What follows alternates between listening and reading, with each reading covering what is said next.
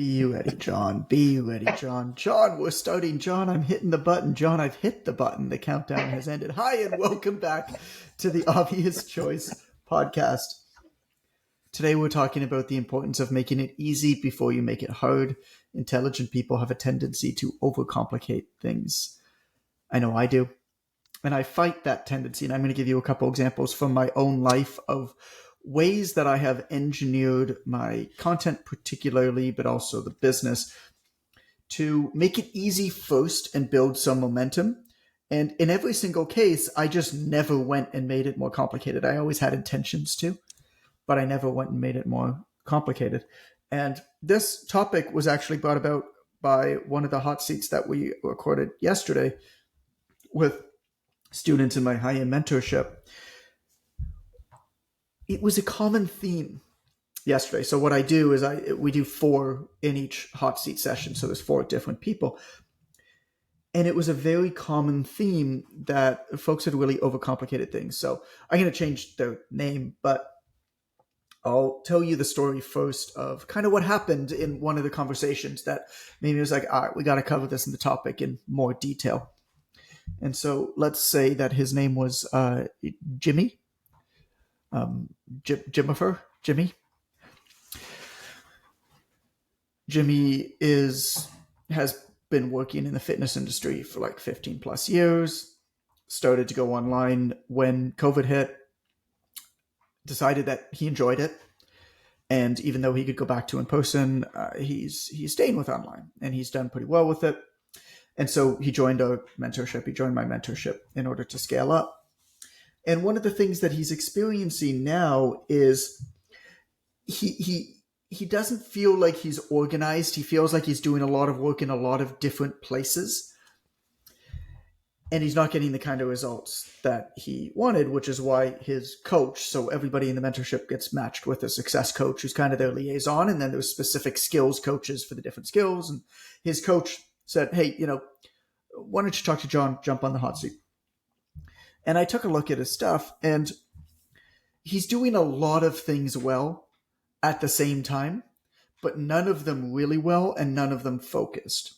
So just as one example, and this kind of encapsulates the whole conversation. It's not the only thing I'm going to talk about content, but this is not just about content. But it's the easiest kind of example is you go to his Instagram page, and it had 3 different styles of content on the Instagram page. So one of them was kind of like reaction videos. Yeah. So the one that he sent me, because I get folks to fill in like a form, and then I'll speak to their success coach before they come on the hot seat. So he sent me one of the pieces of content that he said felt good, and also that had a good response. And it was this video of this guy doing butthole sunning, perineum sunning, and it's just like 2 seconds of that, and this guy's talking about how he suns his butthole. And, so he flips to that, and then it's his reaction. It's like, ooh, dude, right? And but then he follows with like some tidbit, some piece of information about what you need to know about this thing or don't need to know about. In this case, why it's ridiculous. And so that's one style. Another style is kind of the stuff that I do where it's more written, which is the kind of like write on Twitter or Twitter style, and he's trying to write a message. Right?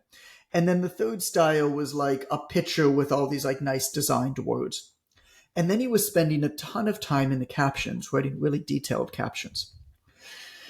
So he basically has 4 different styles / challenges / things to try to do well in one Instagram account. And none of this has any real thought of how it's going to actually convert to customers. It's just, okay, I'm doing 4 different pieces of content. And I kind of took a step back with him, and I was like, let's make it easy before it's hard. Because right now you're doing a lot of very, very hard things. And I'm not saying that they're unnecessary. I'm not saying that they're good or bad or otherwise. All that I'm saying to you is that, hey, let's make it easy first, and then decide what we want to add back in. And so the first thing I said to him is, we got to work backwards from the goal. Like, the goal is to get customers. The goal is to get clients. The goal is not to become famous on the internet. So let's work backwards from that problem. Okay. Your system of converting, leads to clients is to have conversations with them in the DMs in this case, right? To have conversations with them in the DMs that'll escalate to a phone call. Great. Good enough system. Works fine. You probably don't need to do anything else ever. Okay? You don't need to have a website, whatever. Not to say that you can't, not to say it's not optimal to have one, but you probably don't need to have anything else afterwards. Okay. So you need some way then, because he's already good at that DM conversation. So it's like, you need some way to escalate your content to a DM conversation. Well, you don't need to write a long drawn out caption there. What you need to do is you need to create some sort of freebie or giveaway or whatever it is, really, really simple. That just gets people to message you for it at the end of each piece of content. And so in his case, we worked with guys, it was like some, 5-minute ab burn, that you can do at the end of a workout. Because what people don't understand when they're doing freebies and stuff like that is they try to do too much with these things. They're like, I'm going to give you my 4-week workout plan. I'm going to give you this big, long ebook. It's like, no, the best ones are actually things that help somebody take one step in the right direction, get them sort of immediate results, and are additive on top of something they're already doing versus trying to get somebody to change what they're doing in order to consume your thing. So things like, hey, here's a checklist to do before you go to sleep to improve your sleep quality. Great. Here's my 7 recipes for adding more protein to your breakfast. Right. Here's a 5-minute like ab burn or like metabolic finishers that you can put on at the end of your existing workout. Because what you're trying to do is you're not trying to change somebody's full behavior. You're trying to give them a reason to put up their hand and talk to you, basically. And so those types of things work well. So it's like, okay, you can create that in if it's a 5-minute video, you can probably create that in 7 minutes. Right? Like it's not, somebody's been in the industry for 15 years. It's not hard to do, whether it's a video, whether it's a little PDF or something, right? Freebies, giveaways like that should be very, very simple. And then one time, write a blurb that sells your thing, that basically says, hey, if you're a guy who's 30 to 40 years old, you want to get a little bit more ab work in, I put together a quick 5-minute video. You can do it at the end. It's my ab boost. I've done this with 50 clients over the years. They love it. Put together this 5-minute video. If you want it, send me a DM that just says abs and I'll send you it. Right? I was like, write that once. And then just copy and paste that in your caption every single time. And then just add like one little line before it. For example, don't sun your butthole. Just don't. Like, that's your caption. And then you add that templated part afterwards. Brilliant. Right? And focus on one piece of content. I was like, for you, I can I didn't even actually even say this to him. I just recommended. I was like, those reaction videos are good. Like, they weren't all like sunhole butting. They weren't all butthole sunning. Tomato, John. Yeah, right. No, but what he did a fair bit was he would do reaction videos and then give like a good piece of information. I was like, template this shit, dude. Yeah, keep it going. Find a quick video, do some sort of really fun reaction to it, like, ooh, right? Like, grab their attention. And then give a little bit of a, here's what you need to know about this. That's it. Like, you're done. And when you do one thing, you'll get to, right now, he had a bit of a problem of just like showing up with personality, right? But that'll come with time as you do more of one thing. If you try to do 3 things, it gets very, very difficult. So over time, he'll get better and better and better, just being like loose with the thing. And I gave him some tips on how to be loose with a thing too. But really, I mean, what it comes down to is that it's like that is your entire business, literally. Like that is your entire business is a quick reaction video, one line that you write, and then copy and paste call to action to DM you for this ab thing. And then all that you do when you respond to the DM is you deliver the thing. You say, whatever, like, sweet, got your video right here, link it. Before you go, I'm curious. What are you hoping that this helps you with? Boom. Now you're in a consultative conversation. And you just follow along that and say, hey, here's what I'm thinking. I think it would make sense for us to jump on the phone, maybe talk about how you can help achieve that. Do you have time this week? That's like quite literally what I just laid out for you could be your entire multi-six-figure personal training, online training, fitness business. It's make it simple before you make it hard. There are so many other ways and things that you can optimize. But at its core, that's what it is. So do that first, and then you can think about thumbnails and trending stuff and maybe email nurture and capturing leads a bit better and collabs and all of these types of things, right? That all have their time and place. Let me get your guys' reaction on that first, and then I'll go into how I used to do this on the website a little bit. I'm mostly upset that I understand before you even went into the whole stunning the butthole thing. I knew what you were talking about. And I'm really upset that I know about this to begin with. But it's kind of like building a house, right? Like if you have to build a house, you have to be able to pour a foundation, learn woodworking, electrical work, plumbing. You can't learn all of it at once, right? The very first thing you have to do is figure out, how do I clear the land? Then you learn the next thing. Then you learn the next thing, and so that's kind of what it sounds like to me. Yeah, kind of. But the difference is this is just a lot simpler than building. No, I know. I'm just saying it's 100%. Like you can't do all of it at the same time. Yeah. No, 100%. I think it's rooted in the fact that we all get, let me rephrase it. It's rooted in the fact that it's easy to get super distracted if you are a social media consumer by what you see trend, elicit likes, and be sort of and see shared on social media.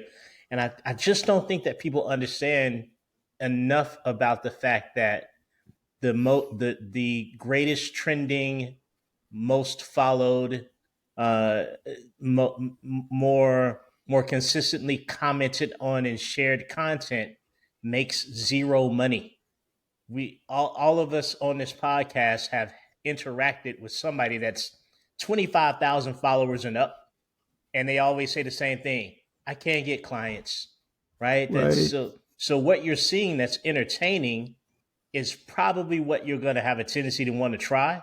But there's a reason that they have 7 discount codes in their links. They ain't making no money. They're making no money. It's popular, but it's not helpful. And thinking about it that way can really, it's a good gateway to guiding you to simplifying a lot of things. There was something that came up on one of the calls that we recorded today, Amber, for this Secret Summit project. I think it was with Matt, who, for context, Matt runs like $100+ million business. He's the CEO of it. And I won't tell you any more than that. But one of the things that we spoke about a fair bit is the importance of looking outside of your industry for ideas and inspiration. One of the issues is when you are just looking at people who are successful in your industry, what often happens is you look at somebody and you don't know the whole story. Mm-hmm. You only know what they're doing now. And you don't even know if they're being successful with what they're doing now. You certainly don't know if the reason that they are in that position where you look at them like they're successful, like the reason for that is because of things that you see them doing right now. Oftentimes when you look at like a influencer person, right? Their content. As Wen alluded to, you have no idea whether they're making any money or doing anything with it. Most of the time, I can tell you because I know a lot of these people, they're not. But even if they are, the reason why they're in that position is very rarely because they're doing the things that you see them doing at this moment. It's usually some combination of they just started doing it early first. They've been doing it consistently for no money for like 5+ years. Or they just were in the right place at the right time, or they knew some people and they blew up, or it's just fake. I mean, Right. it could be any combination of any of that. Or it could be very legitimate. And they could be doing great. And that also happens. But the point with all of this is that you don't know. And because you don't know, blindly copying what you see them doing now is not necessarily the best path. And what most often happens, like with this person, what I call him, Jimmy. What happens with Jimmy? What happens with Jimmy is that he was seeing all of these other people put out content that are successful, that he admires, right? Which is great. And he was trying to do it all, thinking that this was the way to do it, versus, hey, it all works, but it only works if you focus on one. You very rarely see somebody come up in the game with multiple different kinds of content and styles of content with different messaging. An account needs to ostensibly be about one thing with one format of messaging. And it can change once it gets big enough, but I can tell you right now that when it changes, there's going to be a pullback. And the creator, whoever's making this stuff, might decide that that's just who they are now. Like, I've changed what I do a number of times. I was like, this is who I am now. And people who like it and want to continue on this journey with me, great. And people who don't. I think both of them are fine. I remember hearing somebody who used to work with us, before he came to work with us, he was the editor-in-chief with Men's Health. His name's Adam Campbell. And I remember talking to him about Men's Health, about the magazine, and I can't remember who he was in conversation with, but he was telling me this story of somebody that they worked with, one of the other editors that worked with them, saying like, dude, this is the same. It's the same thing. Like, I'm just not interested in reading this magazine anymore. He's like, yeah, I know. It's not for you anymore. This magazine is for a certain type of person who are newer to fitness, who are in a certain age bracket. And at one point, people who read this magazine outgrow this magazine. And that's fine. We don't change. You've changed. That's the difference. And so they've made the other decision, right? And you can look at some of these magazines. There's funny side-by-sides that I've seen sometimes where it's literally the exact same cover with the exact same headlines, like 10 years apart. Yeah. And it's just like a different person on it, but it is the exact same words and organization and structure of it, just rinse and repeated over and over and over again, right? But that's the key of keeping it simple. When I started, so there was a period, this is a number of years ago now, but when I decided I wanted to start like blogging for myself again, the PTDC started publishing other people, and I started to want to blog for myself again. I was like, I kind of want to try writing an email/blog post, like a blog post, but then I'd email it out. I kind of want to try doing one every day of the week. Okay, I'm gonna try doing this, and I did it on onlinetrainer.com when I bought that domain. And I did it like 120, 130 days in a row or something. And then I just realized that I just don't want to write an email every single day. But I took a look at it and I said, if this is what I want to do, I need to simplify the shit out of this entire process. I need to remove every barrier that's going to bog me down in this process. And it can't be optimized. And so what I did is I had a designer make an image one time, And I said to Sven, who's our webmaster, who's wonderful, and I said to Sven, can you set it so this automatically shows up as the featured image, as the like thumbnail image for every article, right? So I don't set the image. Can you set it so that the meta description and all of the promotional stuff is set up this way, the same way for every single article? And he did. And that is in no way optimal. In no way is that optimal. But if I had to sit down and think about how I was going to design the thumbnail and sell via the meta description of the thing and that for every single one that I wrote, there was no way that the work was going to get done. And I needed to make it easy with the assumption that over time I would be able to figure out how to add back in those like optimization column elements.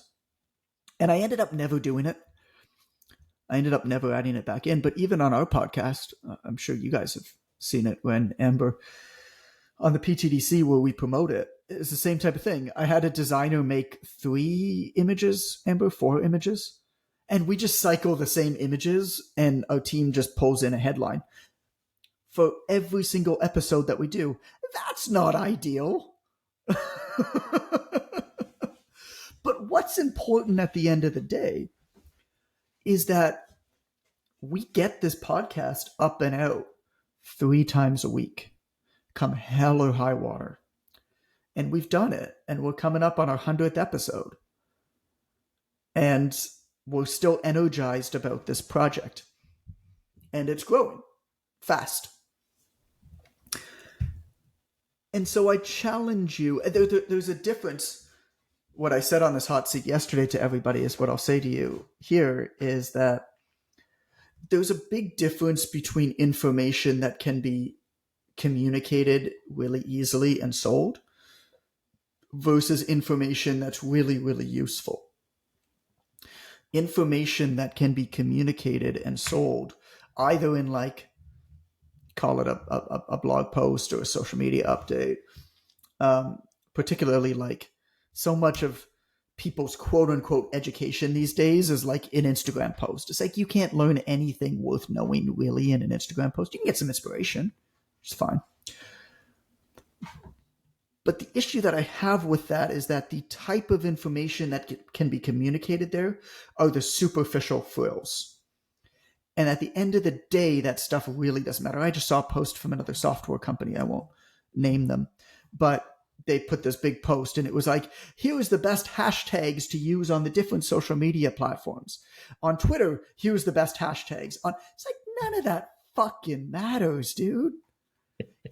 But that's the type of information that can be communicated easily. Here's some way to make your thumbnail stand out.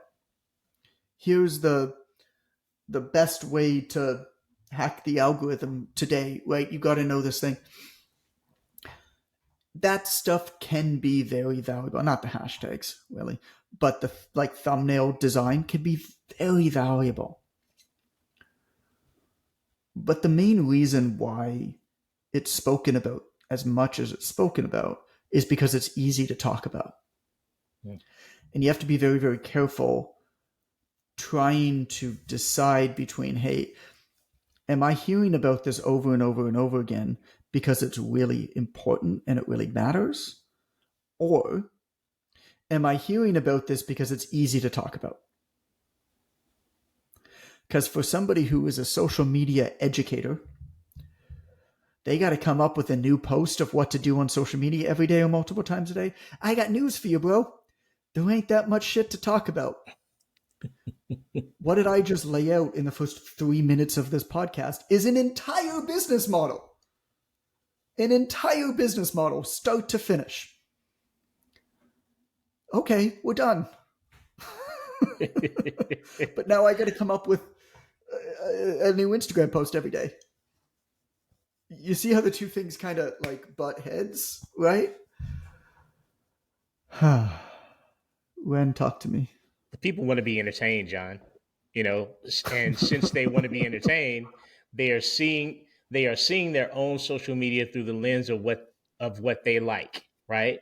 Because very few coaches on social media are on social media for educational content, right? It's just Ooh, tell me we go about to be that. entertained. You know what I mean? We go to be entertained just like everybody else. So therefore you assume that what you're presenting is only valuable if someone else is entertained. And from a social media perspective, it's the absolute truth. I mean, it's valuable for the platform, and it's valuable for the creator to feel like, oh, I entertained people today. Right. The problem is people can't separate that feeling from their actual mission.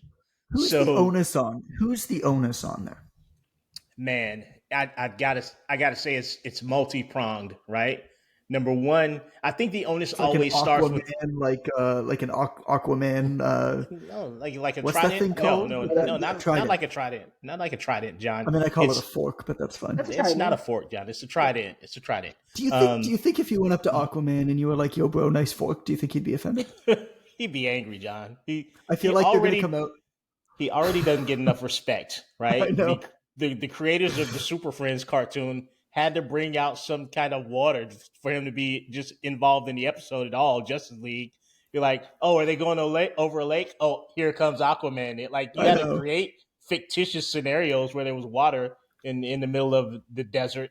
I saw a desert episode and they found a mirage and he was able to utilize the fictitious. So That's in the any funny thing, case, right? Like, talk about yeah, like making it easy before you make it hard. It's like, oh no, right. how do we defeat Aquaman? Well, take Why the don't we water just away. go Let's go to the desert. away from the water? We're gonna Oh no, you got me. commit crime in the Sahara. But I think it's multi level. I think it starts with the individual who's creating content because the first of all, the episode where you talked about the 4 stages of content, that's a really good episode. But when you talk about And first do you creating mind grabbing content that for your number? And we'll recommend that one at the end. first creating content for yourself is the original error that everyone makes when they go on social media for the purpose of their business, right? Because what I chose initially on social media, and this was a different time, we're talking 2013, 2012, but what I chose on social media was to give information that I felt like would have saved my mother's life, brother, and sister, right? That I was Right. mission oriented when I got on social media. So I wanted people to know real shit. Like I didn't want to grease up and do exercises and have people, oh, you're so fit. Like that wasn't I did, so man. I did. so I so gotta I gotta see if I could dig up some YouTube videos that I put up back in getting like oiled up. 2010. I didn't oil up, but I definitely was like, okay, guys, so today to work the abs, we're going to do the Palloff press, but the Palloff press is kind of boring just to stand there. So here's how you do it mirroring with a client.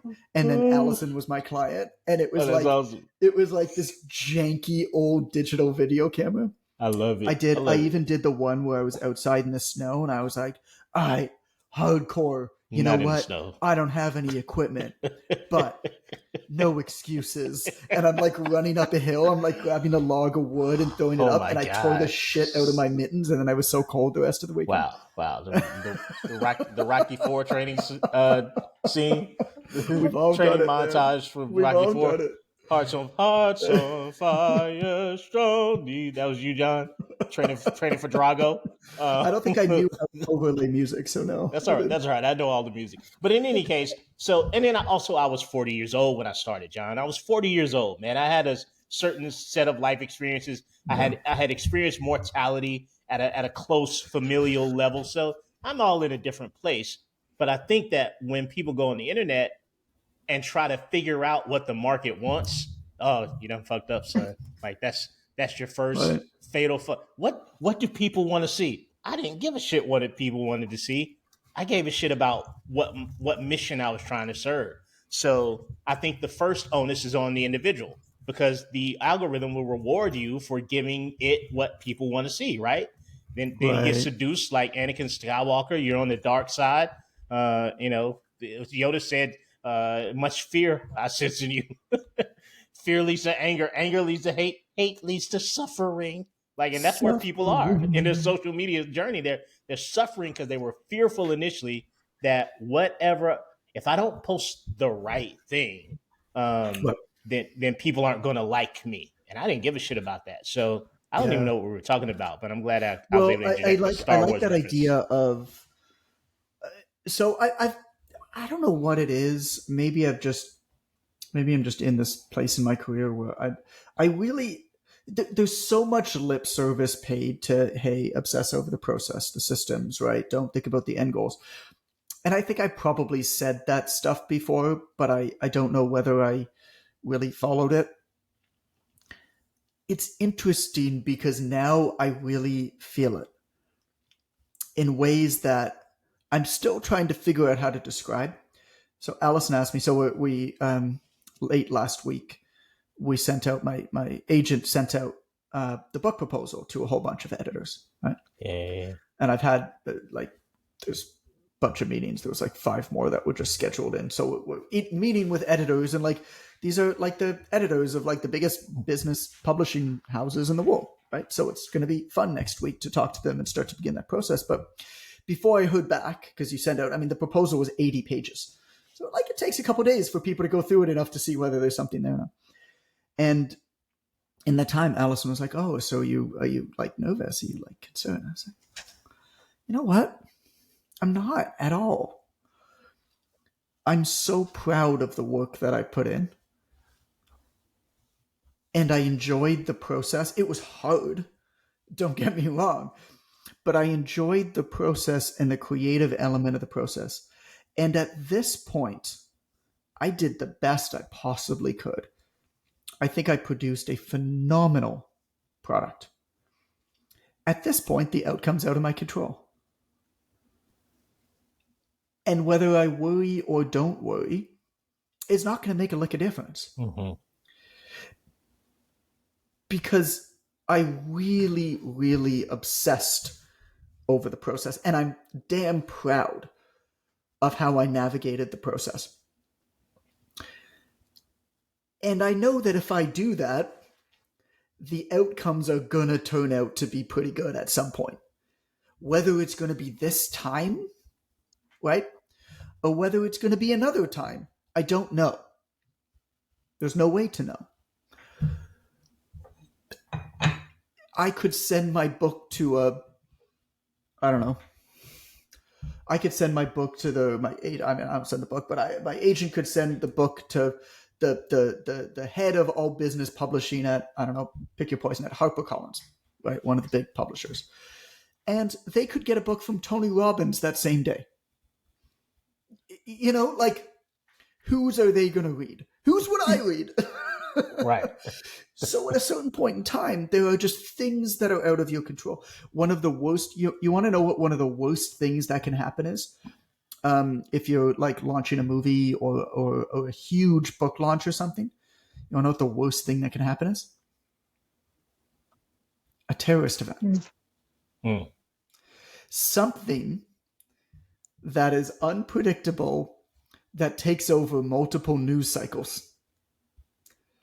It is a death blow that is entirely out of the hands of whoever is responsible for that work.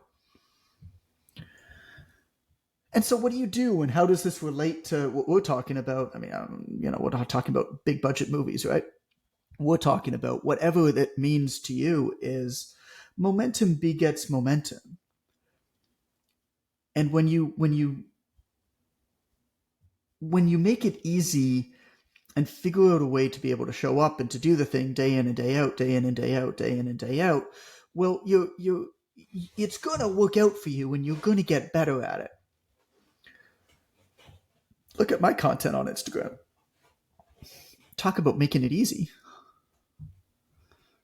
I write on Twitter and I screenshot it. You know what I did when Threads came out? I wrote on Twitter and I screenshotted and I posted it to Instagram. That I screenshotted my Instagram and posted it to Threads. Well, not Twitter anymore. Everybody's like, "Oh my god!" Everybody's like, "Oh my god! How do you like? What do you do in Threads? Like, how do you get this thing to work?" I'm like, I don't give a shit, because it just doesn't matter, if as long as the content gets on there And as long as I keep showing up and doing the work, I know that good things are going to happen, and I know that I'm going to get better at it. But if I try to do too many things, i.e. the conversation with Jimmy at the beginning, if I try to get good at 3 different types of content plus writing captions all at the same time, holy shit, man, that's hard. That is hard. And the gain that you're going to get, the potential benefit that you're going to get for making it that much harder, it just simply doesn't even out at all. Right. I mean, captions, a good caption is unbelievably difficult to write. Does it really matter though? Really? And so I like writing captions because I find it just a fun, creative thing to like tell stories and make jokes about how pineapple on pizza is nasty or cherry pie is nasty or whatever. Amber. Fight Amber. Oh But my gosh. but it's not really necessary. I mean, you can add personality, you can bring people closer to you. But I think that comes later. And so I think a lot of what we're talking about here is an assessment of like, yo, what do we keep hitting on? Stop working forward from solutions. The question is not to ask, how do I use social media to get clients? The question is, I got to get some clients, son. What's the best way to do that for me? If you decide to use social media, then the question becomes, what is the simplest, most straightforward, easiest way that I know that I can execute upon today to achieve the goal of having some conversations with some people that will lead? And again, first 3 minutes of the podcast, I don't know why you're still listening. I laid it out. Like, that's your entire business. People pay us tens of thousands of dollars for it, but like, that's it. Like, I mean, it's so simple, but it's hard to execute because the minute that even it starts to work and we start executing upon it, we start to fall into this trap of thinking that we need to make it hard. And I just don't think that that's necessary most of the time. Are there other areas where you consider this same subject? Like as you're talking, I'm thinking about all the conversations I've had with other coaches. And in defense, in OTM, we do teach a different methodology for payment collection. You know, we talk about Stripe and the Moon thing and all that stuff. But I'm thinking about all Well, the you got to conversations. collect payments, but Yeah, where you take the money, I mean, the goal of a conversation is to be able to get somebody to give you a credit card. get the Whether payment. you use PayPal or Stripe or Moonclerk or Venmo or email money transfer or Right. whatever is completely irrelevant. I mean, that's just that's just the technical shit. I mean, that's nothing, right? And yet you hear, and yet I have Amber probably does too. I have complex conversations with people about the percentage of the fee and and how to like it. Even then, Right. you find people making it so hard. Just get the money. Like there's no free way to get it. Let's just start there. Yeah. Aside from them being your next door neighbor, you walk across the street.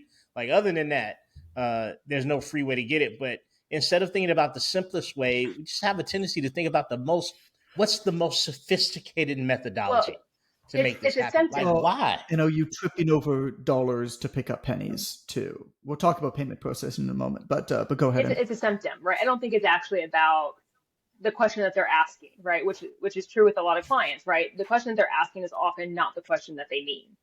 And a lot of times they're asking a question like that's really trivial, like that is really saying, I'm feeling really insecure about what I'm doing. And I'm focusing on this other thing that I feel like I can control and change in a quicker interesting. in a quicker time frame. I do that, right? Like I'm super passionate about a lot of stuff, but then like as soon as I actually have to do the thing that's really scary, I'm like, oh, you know what? I'm gonna do this other thing real fast and figure out how to do this other thing before, Right. and it doesn't actually matter. I'm gonna research percentages that different payment processing, because even though I have 0 clients, and I'm hoping to get one, Mm-hmm. the difference between 2.9% and 2.75% is going to make a world of difference to me. And wanting to look professional, which is another big thing. If I Right. don't have the latest and greatest, like I said this before, you can't be A+ in everything. Like if you're planning on studying for engineering, what you got in history class probably doesn't matter all that much, right? Like pass, but like it's not going to dictate whether you get into engineering school most likely. But you should probably pass math with really good scores, right? Like focus on the things that are going to matter the most at your end goal.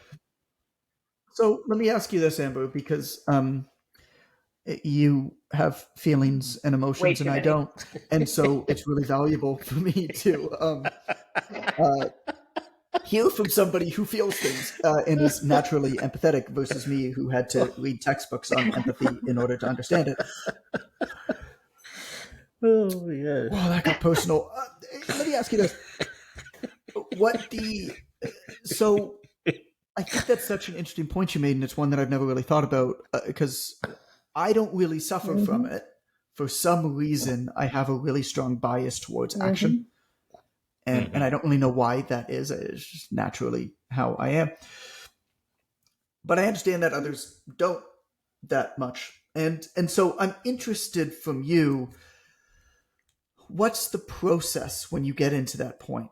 Where you get to that point where you say, okay, well, like, I kind of know that what I have to do is this, but oh, wait, what if I research payment processing? Is there a way or a process that you can walk other people through? I understand it's probably harder to do yourself. It's always harder when it's us. Because it's much easier to tell other people what to 100%. do than it is to tell yourself to do it. But is there a way, this is why there's so many consultants who don't know how to run their own business. But as I've said many times, I want to come back in my second life and be a consultant. Just make a PowerPoint presentation. We're done. Give me $1,000. But my question to you then is, what would you say to somebody else? How would you work them through a process of helping them identify what the most important thing is and then executing on that? I notice when I'm hyper focusing on something, like when I can't let something go, I have to kind of stop and sit with it and go through, okay, what is this serving? And does it serve my end goal? And if it doesn't, I have to kind of figure out why I'm choosing to avoid it and then address the thing that I'm avoiding. So like for me, it's a lot of, I don't want to look stupid. I get secondhand embarrassment. Like I can watch a show or a reel or something and I get embarrassed for them to the nth degree. I blush and I cannot watch it. What do you mean? What do you mean? Can you give me? Don't name any names. I mean, you can if you want, but you don't need to name any names. But can you give me a specific example of something you watched where you got embarrassed by them? Because I don't really understand that. So when I was like 19, I was dating some guy, and he walked in because he knows I get embarrassed really easily with a Q-tip hanging out of his ear. I would not like even just being near him. Like that's really embarrassing on a deep level to me. It's dumb, and logically I understand. Did he do it on purpose? Did he do it on purpose? Did he just come back from driving some sort of heavy mechanical vehicle? Yes, a very big truck with a lift kit. I love how predictable you are with your type. I am. There are certain things. Yes. It's a very tight path that she walks relationship wise. I like big vehicles and I cannot lie. But more the yellow helicopter guy was my favorite. Yeah, and then he picked me up in his yellow helicopter. Of course you did, Amber. Do you have a more recent example of like you said something about like you watched a reel and you were like embarrassed? So a friend sent me a reel, and the guy was wearing he called them Daddy Hoochie shorts or something like that. Hoochie Daddy shorts. And like I already started feeling a little uncomfortable. He knows he must own some. You have Hoochie Daddy shorts. You corrected Amber. I want to take a moment. Pause. Appreciate what just happened here. When Amber was talking about daddy hoochie shorts. Yes, yes. And you quickly felt the need to Absolutely. correct the exact Absolutely. name Absolutely. It's of this said cue the Ask a shorts. Black Guy music. This derived from our culture, John. This derived from Black American culture, the hoochie daddy short. It simply Okay. means you have on athletic shorts that cut off at the mid thigh that allow you to see a muscular thigh, as opposed to what we wore probably through the '90s and early 2000s, which were the knee length basketball shorts, a la Michael Jordan. These are more the shorts, a la Larry Bird in the Yeah. '80s. And the colloquial term that we assigned to him was hoochie daddy shorts in the context of a hoochie being someone who is sexually promiscuous and Oh, dresses thank in you a for that. promiscuous way. Yeah. And Yeah. a hoochie daddy would be a man who wears shorts so short that you can see his thigh muscle. He's out for the summer trying to capture the attention of a lady by wearing So his hoochie daddy shorts. it's almost a hooch trap, Yeah, is what you're it's an saying. yes, it's Like, an come, inversion of the female term for hoochie. So Well, it's there's a Hoochie hooch Mama trap, shorts, a thigh which I'm trap. familiar with. I had never Yeah, heard there's of that. hoochie Yeah, mama. for guys. Yeah, yeah, hoochie come mama into shorts, my hoochie hooch daddy. trap, he Yeah, yeah. said. So, Why, uh, thank and you. and I'm wearing a pair Mhm. right now. In the military, we just call them selkies. So anyway. So this guy's So you saw a of an video of, of of an older hoochie mama guy, not shorts. in super great shape, and he references these shorts and talks about getting catcalled and like asking about his penis. And I'm like, Yes. I had to Yeah. turn it off. Like it was Super I don't know embarrassing. why. And it's so dumb. I can watch TV shows, things that aren't real, like, and I get embarrassed really easily and have to shut it off.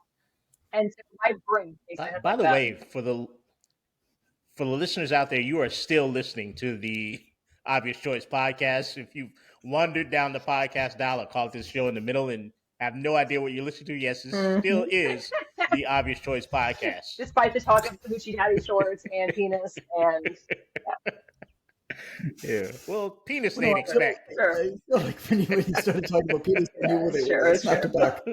I snapped it back to where they A were. coach that I mentored today commented about the cock ring episode and how delightful that was an episode for him to listen to. Just Mm. today, I got commentary from a Fantastic. coach, and I said tag John in the group because he loves to hear that kind of stuff. So I don't know if he But did or not, but let me know about that one.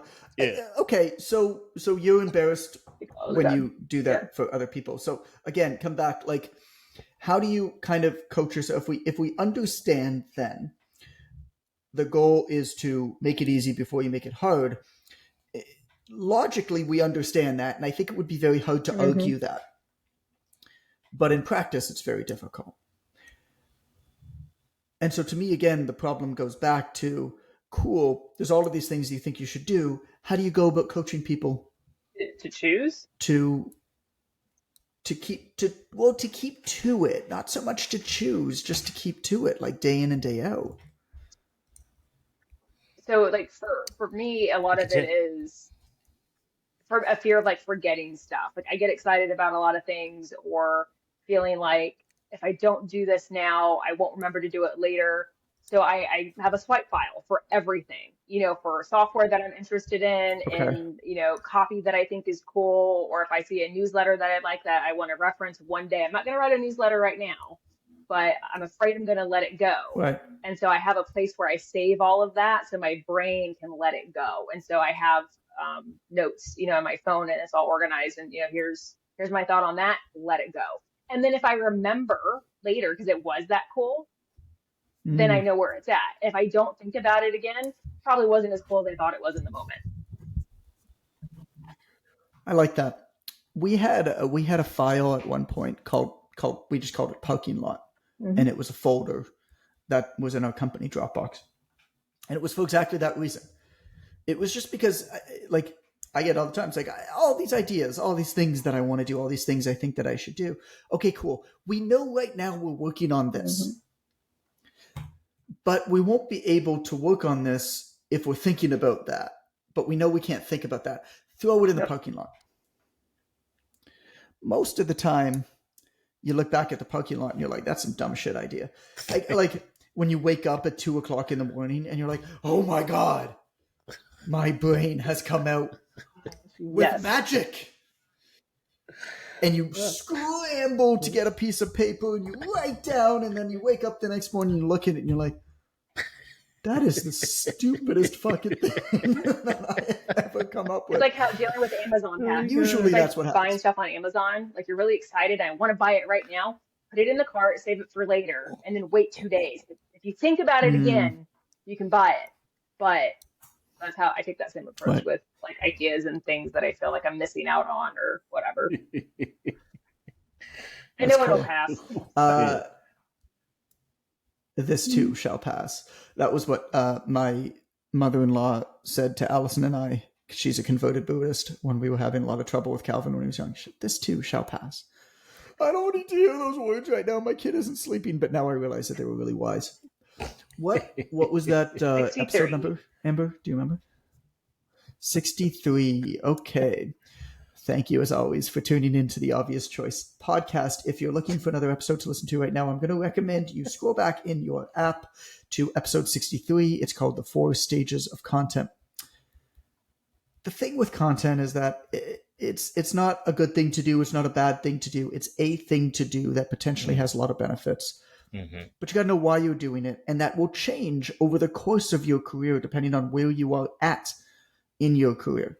The reasons why you'll create content, how much time potentially you'll give to it, and also like how you judge its success or don't judge its success will change depending on where you're at in your career. And so this 4 stages people have told me has been really, really helpful. Basically, it's like step 1, step 2, step 3, step 4, and you might not ever pass by stage 2 in your entire career. Most people don't, but I lay out all 4 of them in that episode. So episode 63, enjoy. Ren, Amber, thanks for backing me up on this one today. Appreciate you guys. I have no idea what happened here today. I think it was Hoochie. We learned some valuable lessons today. Yeah, I'm gonna. I need to go back and listen to this one when it airs to have any. I just can't conceptualize what went down. So do you buy shorts that are purposefully small, or do you just work out so shorts right up your thighs? It's not that they're small, John. It's just that there's a shorter version of shorts. And historically, at least from the 90s, black men haven't worn shorter shorts. Okay. Do you have to be black? Well, that's the culture that the statement came nice out thighs. of. I got thicker thighs. Well, you've got good calves too, John, and you know historically black men don't have great calves either. So that's true. They got them long insertions. We like that. Them long Achilles insertions. They got like that long stretched out calves. Body, the all upper body, wear jeans all year type thing. You know, so Hoochie Daddy shorts is a new thing. Let us, give us a chance, John. We just. We just want the same experience that everyone else gets a chance to have. Just overheated. You might not want to check your inbox if I send you an image in the next day or two. I want to feel the wind on my thighs, John. I was in luck with that. The rain on my adductors. You can be the wind beneath my wings. The rain upon my adductors. I'm logging off. All right, see ya.